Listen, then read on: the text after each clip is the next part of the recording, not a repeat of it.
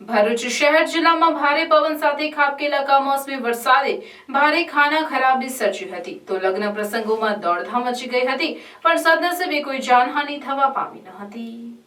અંકલેશ્વરના પાનોલી ગામમાં લગ્ન પ્રસંગ હોય ભારે પવનના કારણે લોકો મંડપમાં થાંભલાઓ પકડીને મિની વાવાઝોડાથી તેને બચાવવાનો પ્રયાસ કર્યો હોવાનો વિડીયો વાયરલ થયો હતો।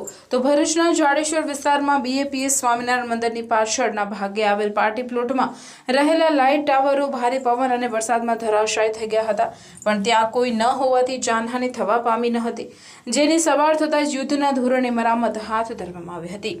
રાત્રિના સમયે જૂના ભરૂચના હાથીખાના વિસ્તારમાં એક વૃક્ષ ધરાશાયી થતા વૃક્ષ નીચે પાર્ક કરેલી એક 4 વ્હીલ ગાડી દબાઈ જતા દોડધામ મચી હતી। જો કે સદનસીબે કારમાં કોઈ નહીં હોવાના કારણે જાનહાનિ ટળી હતી, પરંતુ કાર ચાલકને મોટું નુકસાન વેઠવાનો વારો આવ્યો હતો।